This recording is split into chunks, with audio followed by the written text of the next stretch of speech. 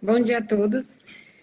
Como o professor Paulo falou, eu sou médica assistente do grupo de cirurgia torácica do HC e o tema que me foi dado foi estadiamento mediastinal invasivo. É um tema de grande interesse para mim, principalmente por trabalhar no ICESP e por trabalhar diretamente tanto na cirurgia torácica quanto na endoscopia respiratória realizando em BUS.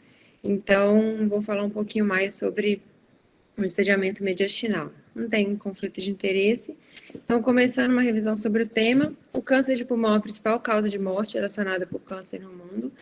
E o estadiamento é a classificação do tumor conforme a invasão local, regional, mediastinal ou a distância. E a escolha do tratamento e o prognóstico em relação direta com esse estadio do tumor. Então, a gente está começando a falar por que é tão importante o estadiamento mediastinal. Isso tudo começou ainda no início do século passado, sendo que a classificação TNM, de acordo com o primário, metástase regional ou a distância, para o câncer de pulmão foi primeiramente proposta na classificação TNM em 1966. Desde lá, existiram outras edições em relação à classificação TNM, e sempre teve-se a noção de que tanto a localização e o número de linfonodos pudessem estar correlacionados ao prognóstico. Especificamente em relação ao estadiamento mediastinal, o que a gente vai focar aqui é no descritor N, que é dos linfonodos, que é muito importante o estudo dele para avaliar os resultados do tratamento, conforme a gente falou, o estadiamento e tratamento está correlacionado ao estadio daquele tumor do paciente. Tendo esse N bem documentado e bem avaliado, a gente pode comparar resultados de populações diferentes. Além disso, a gente consegue desenhar e realizar estudos que sejam mais fidedignos e comparáveis entre as populações. E, além disso, a gente consegue, principalmente hoje, quando a gente vê o avanço das terapias, a gente selecionar aquele melhor tratamento individualizado pelo paciente. Como eu falei, desde 66, o estadiamento vem sendo realizado e atualizado anualmente, até que em 98, a Associação Internacional para o Estudo do Câncer de Pulmão, a IAUSC, resolveu fazer um estadiamento que fosse único, através do projeto de estadiamento de câncer de pulmão, e aí lançou, na 7ª edição, um estadiamento que fosse uniforme. Até então existia a classificação japonesa de Naruki e a classificação americana, que não necessariamente eram correspondentes. Como racional para esse estadiamento linfonodal, segue-se a drenagem linfática dos lobos, que é específico para cada um, e além dessa drenagem linfática, que seria direta, também existe até 26% de skip metástases. Isso é, a drenagem para o mediastino sem acometimento dos linfonodos hilares ou interlobares.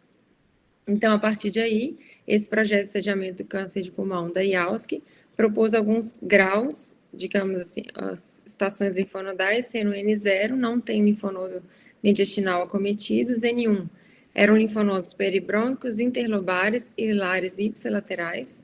Os linfonodos N2 eram aqueles linfonodos mediastinais do mesmo lado do tumor, e o N3 eram aqueles linfonodos em que havia comprometimento hilaro-mediastinal contralateral ou então invasão dos linfonodos supraclaviculares.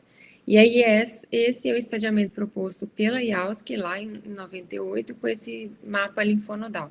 O que a gente vê aqui na imagem é um desenho esquemático dos linfonodos, tanto intrapulmonares quanto mediastinais, e eles colocam regras bem claras, específicas para cada estação linfonodal, que antes, como eu falei, eram realizados de formas diferentes por sociedades diferentes.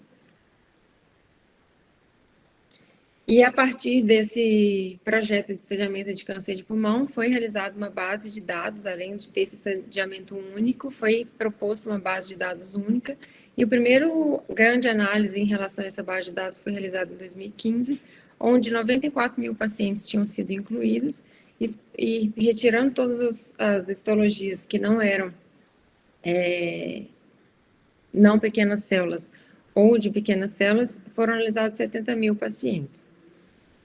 Nessa avaliação, foi feita a análise em relação às cadeias linfonodais, mas não necessariamente em relação ao número de linfonodos. E esses eram os resultados. Esse gráfico relaciona ao estadiamento clínico.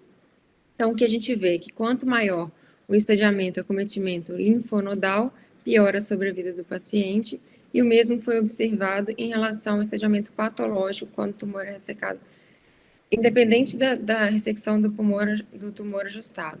Então, quanto maior o acometimento linfonodal mediastinal, pior era a sobrevida, e isso tinha relação estatística. E aí, já nessa época que a gente chegou a falar sobre as discussões sobre não só a localização, se os números de linfonodos teriam algum impacto nessa sobrevida, o que a gente vê é que eles fizeram uma classificação não só em relação à localização, mas também o número de linfonodos acometidos. O que a gente vê é que quanto mais linfonodos, a gente já sabia em relação à sobrevida, e que existe sim relação direta em relação ao número. Então, há diferença entre o N1, que é um único, o N2 múltiplo, mas existe uma correlação entre aquelas pacientes que têm um N1 múltiplo e N2 de cadeia única, sem diferença estatística, aventando a possibilidade de que existem uma heterogeneidade muito grande nesse subgrupo, e isso deveria ser estudado mais a fundo. Então, a IAUSC propôs que, a partir de 2009, os dados fossem coletados prospectivamente. Como eu falei, até então, os dados seguiam classificações, mesmo apesar da indicação da IAUSC de um estadiamento único. Esse banco de dados analisado era sobreposto principalmente por 75% dos dados japoneses, que ainda usava a classificação de Naruki. Então, foi proposto que esses dados fossem coletados prospectivamente, utilizando a 8ª edição da IAUSC. Para a avaliação adequada dos linfonodos mediastinais, foi proposto que na linfadenectomia fosse realizado pelo menos retirada de 6 cadeias linfonodais, pelo menos 3 da cadeia N1, 3 da cadeia N2, e além da localização, que fossem mensurados também o número de linfonodos, e assim como a gente pudesse detectar as metástases que pulassem aquelas cadeias N1. A IAUSC ainda não colocou essa subclassificação nos critérios da 8ª edição, mas existe já uma tendência de fazer uma subclassificação nesses linfonodos. E aí, nessa tendência, esse grupo coreano usou o banco de dados da IAUSC deles, com 1.228 pacientes com N1 ou N2 confirmados, para realizar essa análise. Então, eles fazem uma análise com essas 5 subclassificações que eu falei, né? O N1A seria o N1 de cadeia única, N1B múltipla, N2A quando há um N1 só, mas com skip metástase, um N2, mas com skip metástase, um cadeia N2 único, mas que tivesse o N1 também comprometido, e N2B quando cadeia múltipla. E aí, foi como objetivo desse trabalho avaliar a capacidade de discriminação desse novo estadiamento, baseado tanto em localização quanto no número, em relação ao descritor N. E o que ele consegue ver é que não há diferença entre os grupos separadamente, principalmente porque algumas curvas se sobrepõem, mas quando ele faz análise em relação à sobrevida e à recorrência, e ajustando para alguns grupos correlacionados, aqui na parte de cima, ele juntou tanto o N1 quanto o N2 skip metástase relacionados, o N2 cadeia única, tendo N1 e N2 cadeia múltiplas cadeias, ele viu diferença estatística tanto nos 3 subgrupos. Nos gráficos C e D, o que ele vê que há diferença também quando ele agrupa o N1 cadeia única, o N1 cadeia múltipla mais o skip metástase, diferente do N2 cadeia múltipla. Então, isso aqui é uma avaliação desse grupo coreano, e ele conclui que, além da localização, o número de cadeias comprometidas é um importante fator prognóstico.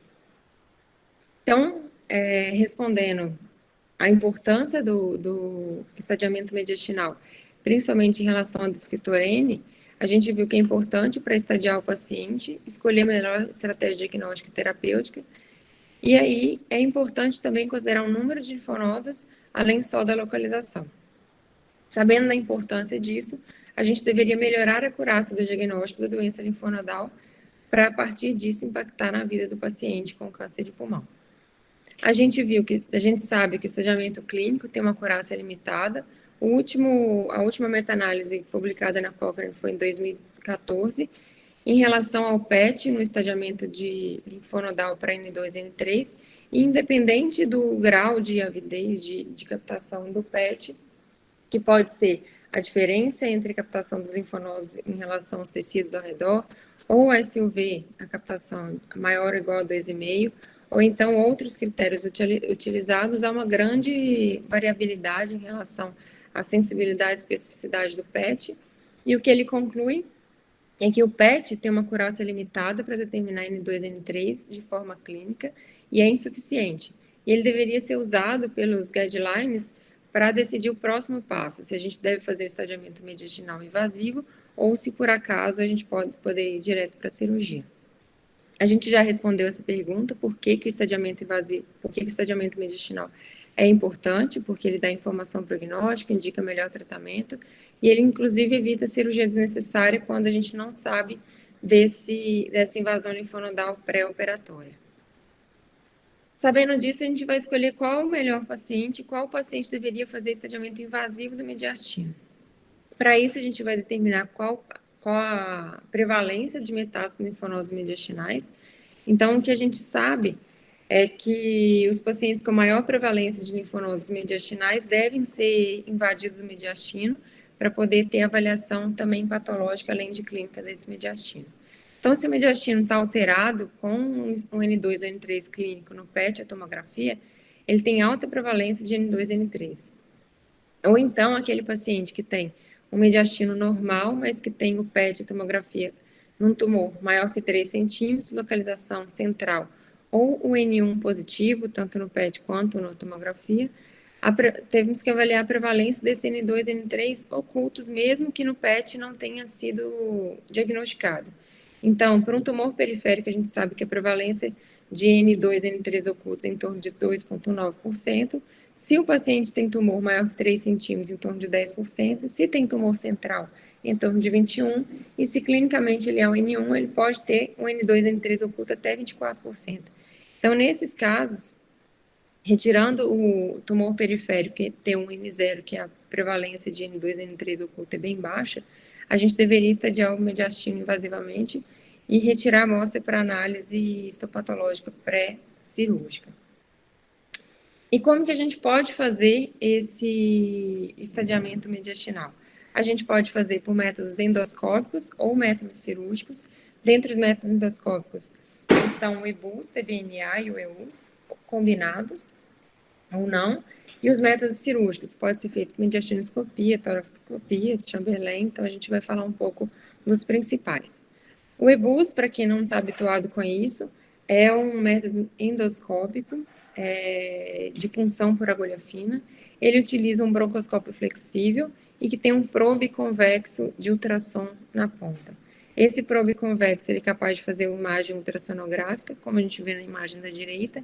O aparelho dentro da via aérea, ele consegue encostar na mucosa brônquia e fazer um escaneamento de todos os tecidos até 4 centímetros além da mucosa brônquica, e aí a gente consegue, em tempo real, avaliar as características daquele linfonodo. Esse aparelho tem um diâmetro externo de 6,2 a 6,9, um canal de trabalho de 2,2, onde a gente passa uma agulha em torno de 19 a 25 gauges. Aqui no Brasil, o que a gente tem é uma agulha de 22, autorizada para uso. E as vantagens do EBUS é que ele é um exame ambulatorial, o paciente vem e vai embora no mesmo dia, ele pode ser feito com sedação consciente ou anestesia geral com máscara laríngea. Ele tem uma sensibilidade em torno de 94%, especificidade de 100, valor preditivo negativo em torno de 80. Ele está associado a menor índice de complicações, mas pode acontecer sangramento, infecção, pneumotórax é raro, mas é descrito na literatura, com uma taxa de complicação de até 1,3% e uma mortalidade de 0,013% relacionada. Esse aqui só para ilustrar umas imagens endoscópicas que a gente consegue ver. Esse era um caso que tinha uma neoplasia de lobo inferior direito e que ele tinha linfonodos positivos pelo PET no mediastino e contralateral. Então, no EBUS, o que a gente vê, essa imagem ultrassonográfica, para vocês verem o grau de detalhamento, isso são anéis da mucosa traqueal, mucosa brônquia. Aqui são os grandes vasos, provavelmente isso é a artéria pulmonar esquerda, a aorta, então aqui a gente está fazendo a avaliação do 4L, a gente consegue medir e ver as características linfonodais. Esse é um 4R e esses são cadeia 7, subcarinal, cadeia interlobar. Dentre os métodos endoscópicos, a limitação do EBUS é que ele, como ele entra através da via aérea, ele não alcança os linfonodos da cadeia 5, 6, apesar de na literatura existem alguns centros que fazem funções além do vaso, e ele não chega nas cadeias paraesofágica e do ligamento pulmonar inferior.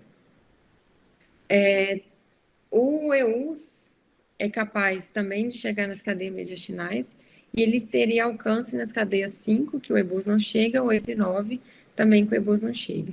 Existem alguns estudos, também incluídos nas meta-análises, em que faz a combinação entre o EBUS-TBNA e o EBUS-TENA, que seria a avaliação dos linfonodos através do esôfago, e não é recomendado na rotina, principalmente pela baixa prevalência de metástase desses linfonodos não alcançados pelo EBUS, além de exigir um curso, tanto no caso de usar 2 aparelhos, EUS e EBUS, ou então de você passar o aparelho do EBUS pelo esôfago.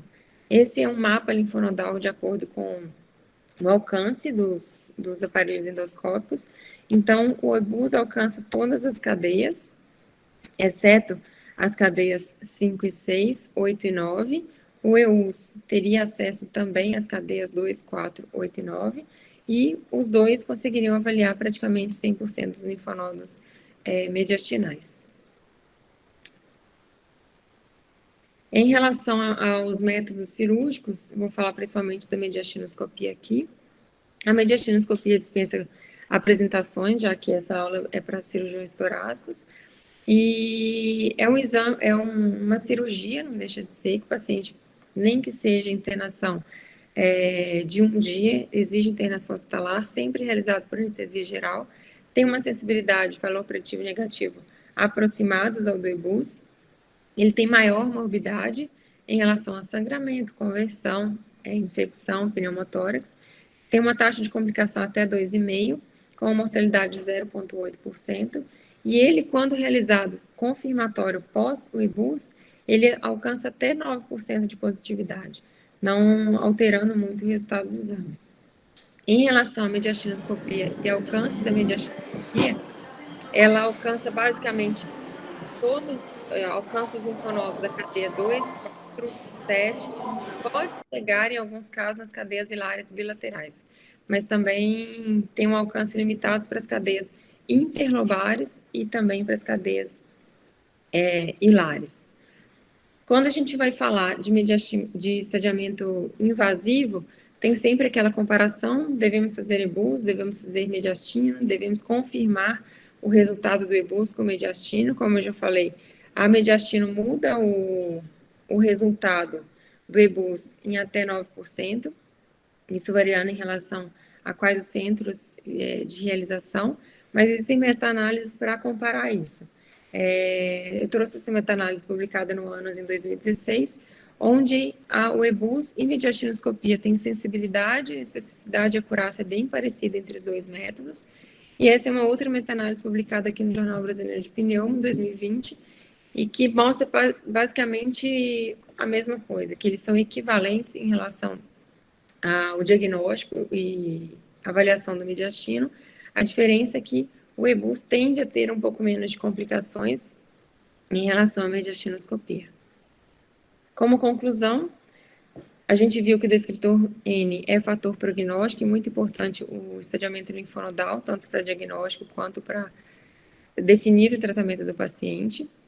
O estadiamento mediastinal invasivo está indicado se o paciente tem alta prevalência de metástases linfonodais, tem que lançar mão de um método invasivo, e o EBUS e a mediastinoscopia são equivalentes em relação ao diagnóstico e avaliação do mediastino, mas o EBUS tende a ter uma menor morbimortalidade em relação à mediastinoscopia.